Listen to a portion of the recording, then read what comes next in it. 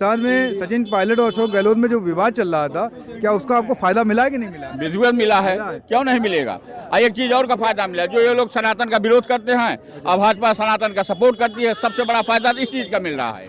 Pilot Gehlot साहब में गुटबाजी न होती तो तभी तो मैं कह रहा कि आज वो सीट हमारे पास होती। राजस्थान में इतनी योजनाएं चला के 25 लाख का इलाज करवा के 500 सिलेंडर दे के विकास कराने के बाद भी आप जब सरकार नहीं बना पाओगे तो फिर किस मुद्दे पे कांग्रेस चुनाव जीत पाएगी?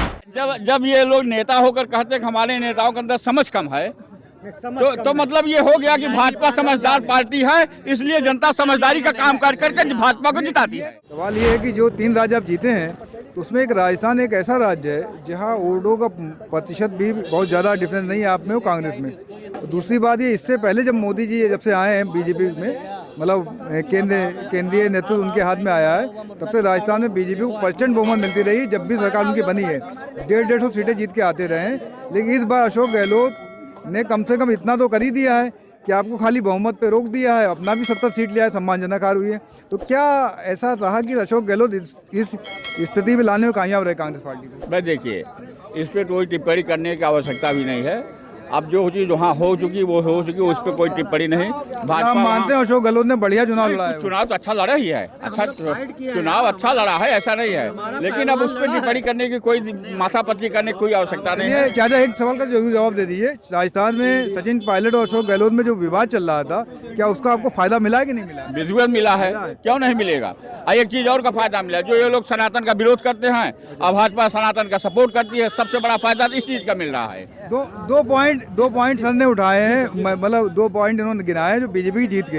एक, राजस्थान में अशोक गहलोत की सचिन पायलट लड़ाई, कांग्रेस के लोग अखिलेश को दोष दे रहे हैं, मायावती को दोष दे रहे हैं, चुनाव लड़ने आ गए लेकिन अपनी पार्टी संभाल नहीं पाए। इन दोनों की आपसी गुटबाजी से चर्चा करने में फायदा इनको मिला है। दूसरा, इन्होंने कहा है सनातन का अपमान। तो अगर ये दोनों चीजें आप कंट्रोल कर लेते तो आप जीत जाते राजस्थान। सर पहली बात तो सनातन के लेके चुनाव नहीं हुआ था, जो गुटबाजी हुई उसके वजह से हम लोग हार हुई है। और देश के विकास पे वोट हुआ है, कोई धर्म नहीं चला, कोई हिंदू मुस्लिम एक कोई धर्म का फंडा नहीं चला। देश के विकास के लिए जो हम लोग को फूट थी, जो हम लोग 4 भाई थे उसमें ये वहाँ 2 भाई नहीं थे मिल के लड़ पाए ना, सचिन पायलट और अशोक गहलोत। वही कहना चाह रहा हूँ। अरे यार 2 ही है, छोटी छोटी पार्टियां भी लगा लो भाई। देखो बसपा कुछ नहीं, अगर ये दोनों मिलकर लड़ जाते, आप जरा देख लीजिए नतीजा अलग हो जाता। 100 पे कहानी होती। ये सब जो अभी खड़े हैं ना, खड़े नहीं हो पाते। हम लोग तो हिम्मत है, जनता ने प्यार की। हाँ, ये हम लोग भैया, ये इनको हम बार बार कहते हैं कि राजनीति होती है 4 मुद्दे पे, साम दाम दंड भेद पे।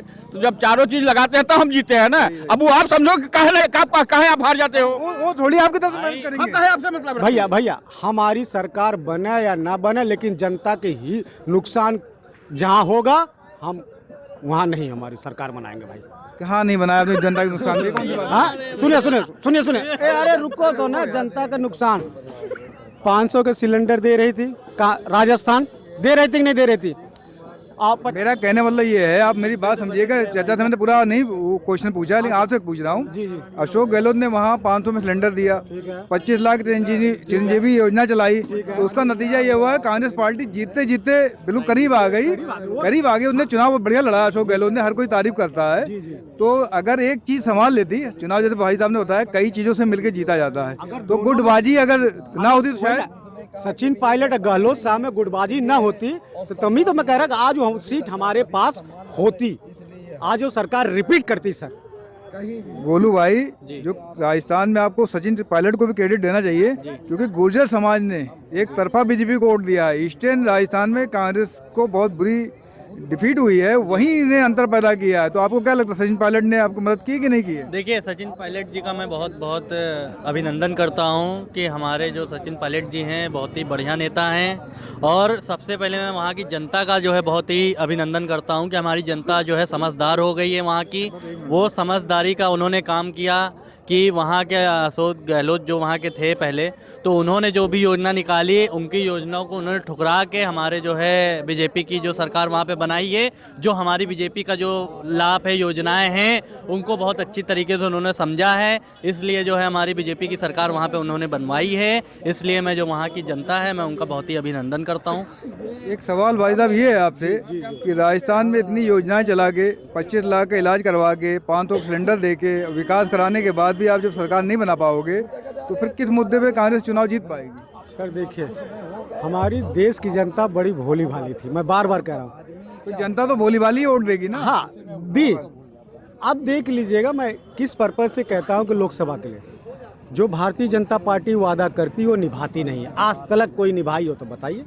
मंचों पे की है कि 450 के सिलेंडर, ये समझा नहीं पा रहे ना पब्लिक को। वही ना, पब्लिक के जो हमारे कुछ लीडर जो कमियां हैं उसको हम लोग को थोड़ा से 3-4 महीना का टाइम मिला जो जनता तक पहुंचाएंगे।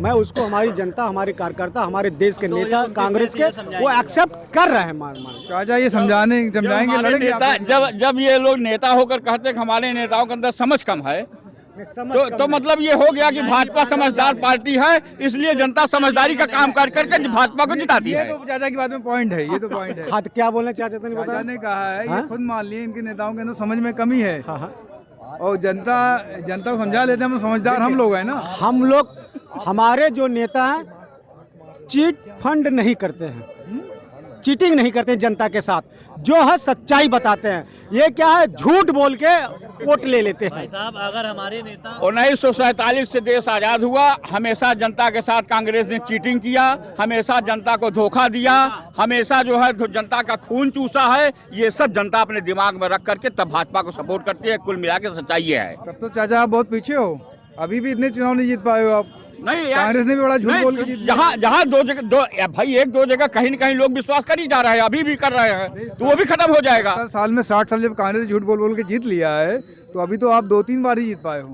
2-3 बार अब जीतते रहेंगे। अब हम बराबर जीतते रहेंगे, हम बराबर जीतते रहेंगे। कांग्रेस नेस्तनाबूद हो जाएगी, ये आप नोट कर लीजिए। कांग्रेस